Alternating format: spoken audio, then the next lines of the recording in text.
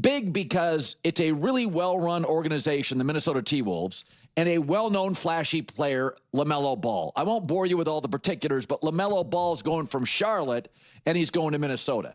But what I like about this is you can always tell a well-run organization because you can see the plan.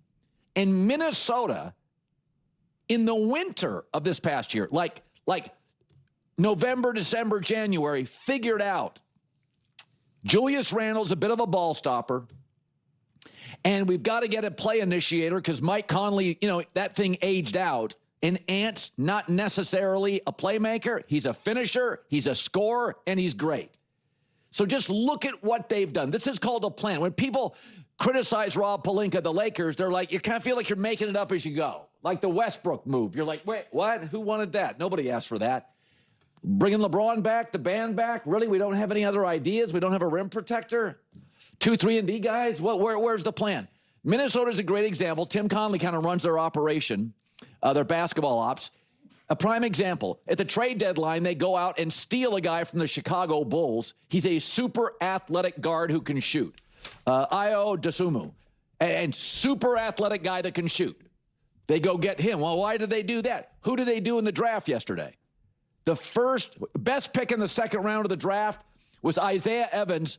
T-Wolves picked him up from Duke. He can catch and shoot. He can move and shoot. So they've added a hyper-athletic guard who can shoot and then a catch-and-shoot guy from Duke to go with Ant Edwards. Then they make this move for LaMelo Ball. So they're telling you what they thought about their team in the middle of the season.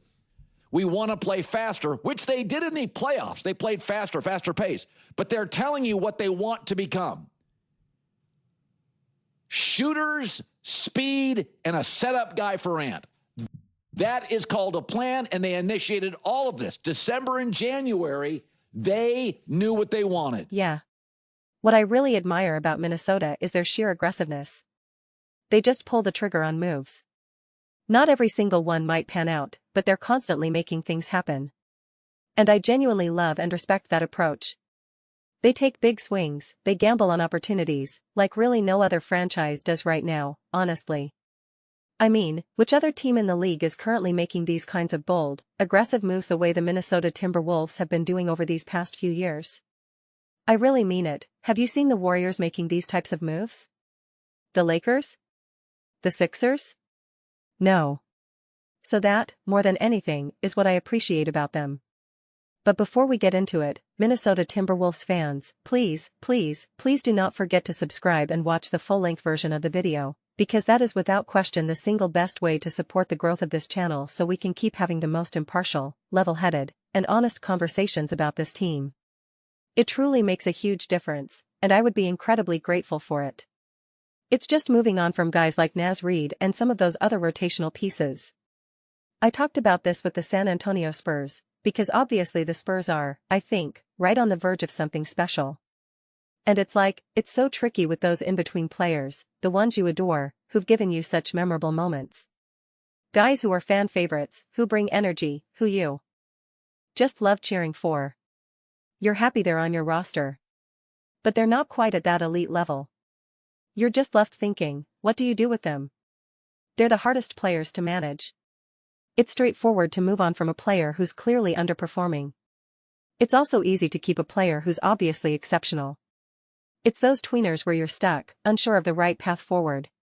It's always 2 steps forward, 1 step back, 3 steps forward, 4 steps back. You're left feeling disoriented. But the Timberwolves don't seem to care.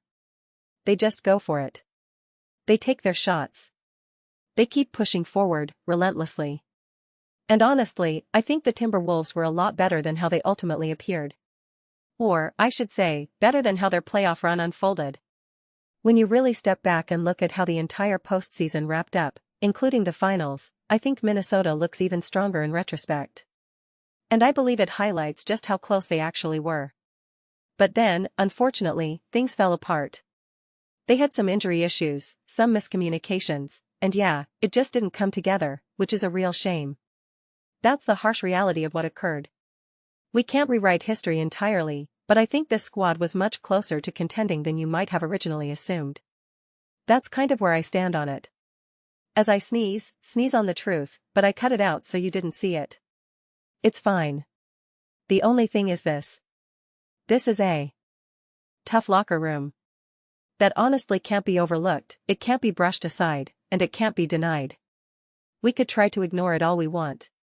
But with Jaden McDaniels, Anthony Edwards, Rudy Gobert to a certain extent, that's a feisty, edgy group. It makes me think of, and this is the corniest thing I could ever say, please don't judge me too harshly, but it literally makes me think of the movie The Santa Claus with the elves who are like Secret Service elves, and they say, we're elves with attitude. This team is ready to stir things up. And I'm not even necessarily saying that's a bad thing. This team is going to be incredibly entertaining to watch. So entertaining. Especially when they're winning. My concern is that when they hit adversity, coaching has to be completely locked in. Not just the head coach, not just the assistants, every single coach on that payroll needs to be fully engaged and dialed in. You cannot let this locker room become too undisciplined.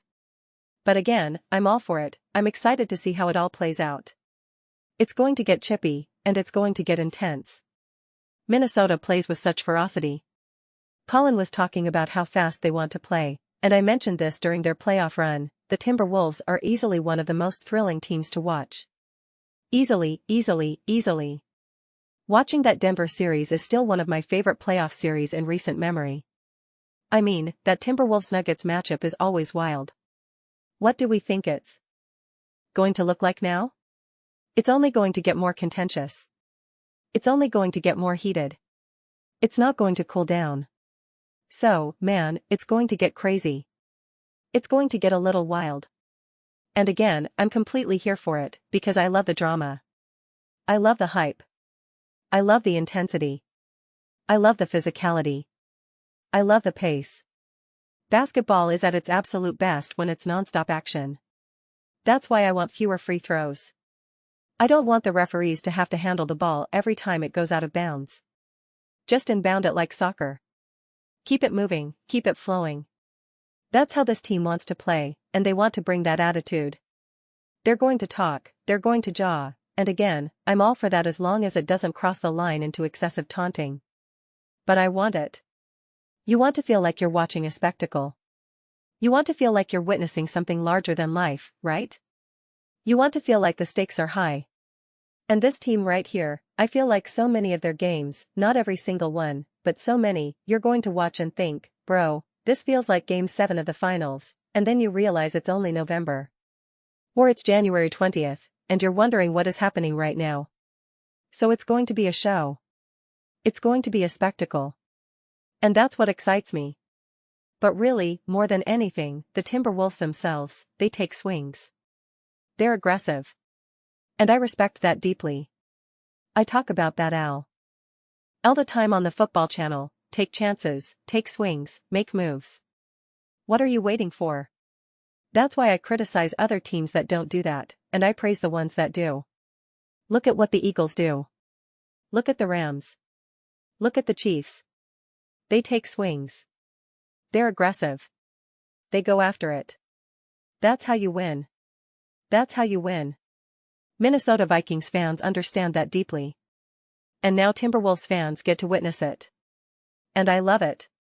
I love it. But those are just my thoughts. I'd absolutely love to hear yours. What do you all think about the Timberwolves and what they're doing, the moves they're making, and how this is all going to come together? Honestly, it brings a smile to my face because I look at this starting five and I think, I want to watch this team play. I'm being completely honest. No pandering, no exaggeration. The two teams I'm most excited to watch going into next season are, without a doubt, the San Antonio Spurs and the Minnesota Timberwolves. Without a doubt, from an excitement and pure entertainment perspective, I just want to watch basketball. Entertain me, right? The NBA, it's those two teams right now. There are plenty of other teams I'm curious to see, like the Sixers or how OKC bounces back. Of course. But right now, if I had to pick two teams to watch, I want to see San Antonio. I'd want to see Denver and Minnesota again, but also San Antonio and Minnesota play each other. I don't think there's as much bad blood there, but I still think T would be a pretty wild game as well. This almost makes me wish basketball had something like baseball's 3-game series during the regular season, Because the idea of playing the same team multiple times in a row, yeah, I think basketball could actually benefit from that from an entertainment standpoint. It's not the worst idea, because that's when the chippiness ramps up, that's when the attitude really comes out, since you've now seen each other several times in a row. You start building that rivalry, and you get to say, I'll get you back tomorrow. I'll get you back the next day. You don't have to wait weeks or a month. So, I don't know, this starting five has got me thinking. I've got a smile on my face. So let me know your thoughts. I read every single comment, whether you agree with me or disagree. Either way, let's get into some discussions. Let's get into some debates. But ultimately, let's just have some fun. Please do consider subscribing. We're building an amazing community here, and I'd absolutely love to see you part of it. I want to build something we all genuinely feel connected to, something we're all excited to be part of. I think we're well on our way. Please don't forget to give this video a thumbs up, it really helps with visibility and the algorithm. Thank you so much. See you next time.